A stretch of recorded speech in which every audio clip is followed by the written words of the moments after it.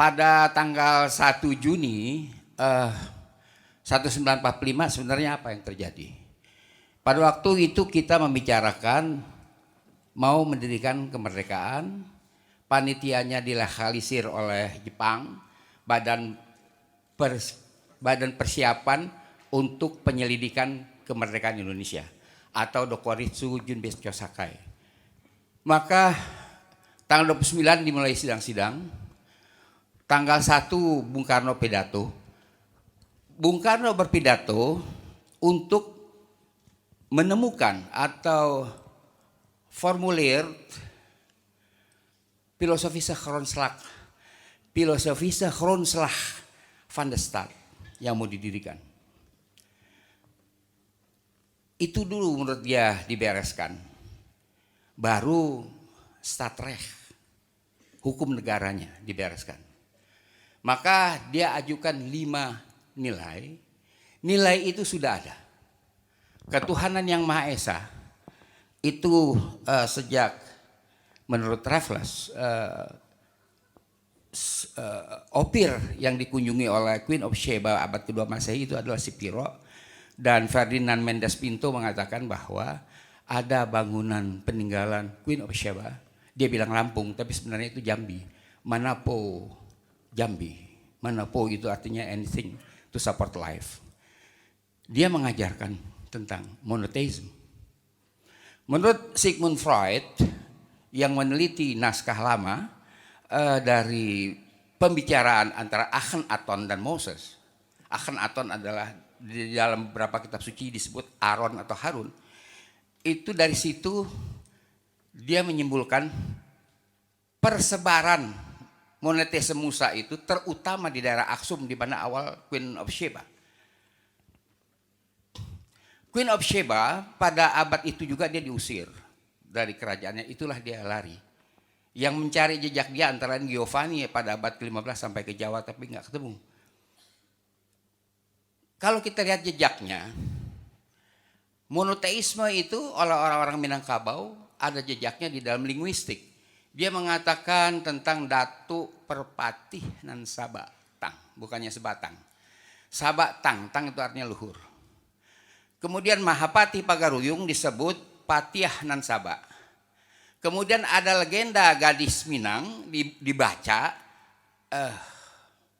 Sabai nan Alui, mustinya Sabai nan Alui. Kemudian kita ke selatan ada makam Sabo Kingking, pengikut Saba.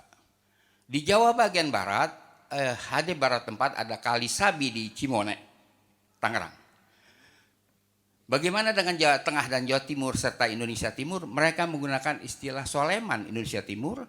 Lantas Sleman yang merupakan ibu kota dari Mataram I, kemudian Sleman Geleng itu ada goa yang ada di Rasulullah di Ponorogo. Jadi negeri ini, rakyat ini belum pernah menganut dinamisme sebagaimana dibualkan oleh para antropolog, belum pernah menganut animisme, menyembah batu atau menyembah mesin giling, nggak pernah. Mereka bertuhan. Oke?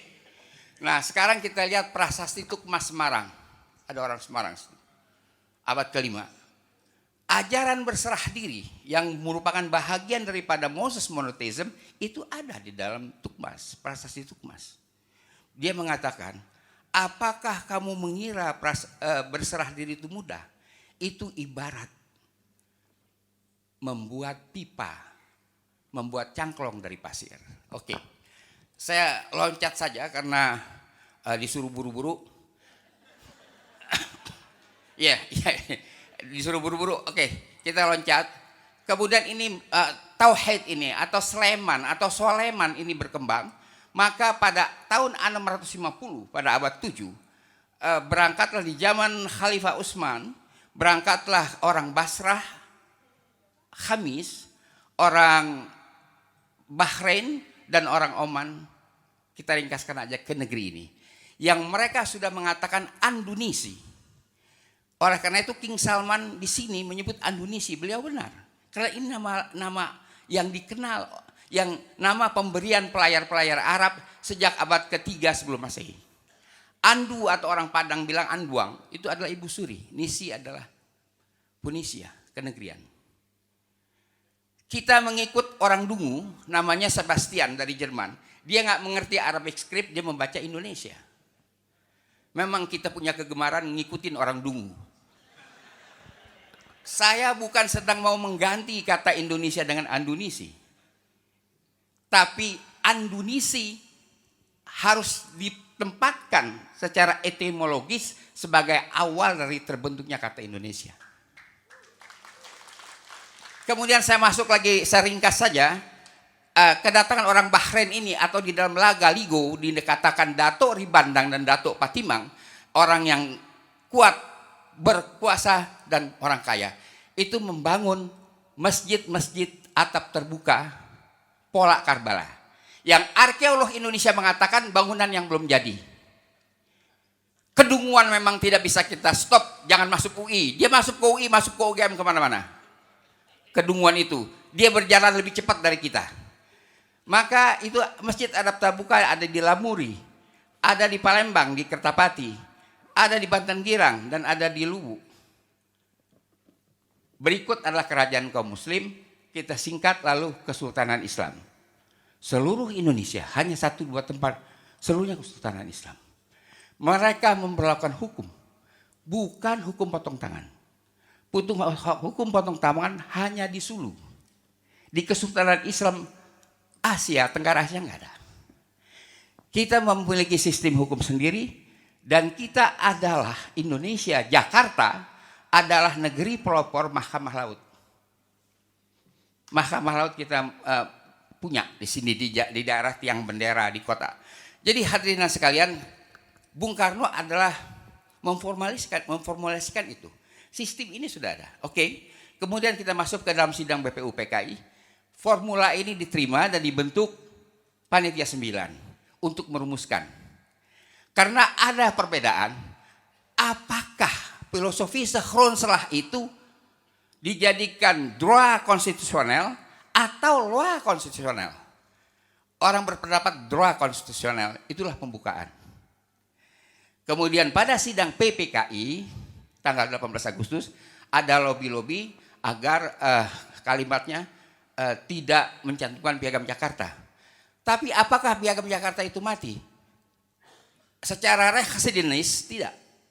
Karena di dalam dekret pertimbangan konsideran mengingat yang digunakan oleh Bung Karno bahwa dekret ini merupakan bahagian kesatuan dengan Piagam Jakarta. Itu konsideran mengingat. Dekret ini diterima oleh DPR 55. Seluruh fraksi termasuk Masyumi. Merupakan satu keputusan dan ini ditempatkan di dalam lembaran negara. Jadi tidak ada soal lagi, tidak ada yang perlu persoalkan lagi. Rekhlak dia ada di lembaran negara dekret, dasarnya adalah keputusan DPR. Jadi itu perjalanan dan persatuan Indonesia dimulai dengan kesultanan-kesultanan. Mereka mempunyai satu hukum Laut Melayu, dan mereka bekerja sama ketika Trengganu diduduki pada 1539 oleh kekuatan Juif barbar yang datang dari Aljazair dipimpin orang namanya Aladin, maka seluruh kesultanan Melayu sampai ke Maluku menghajar Aladin. Luar biasa, itu sudah ada persatuan pada waktu itu.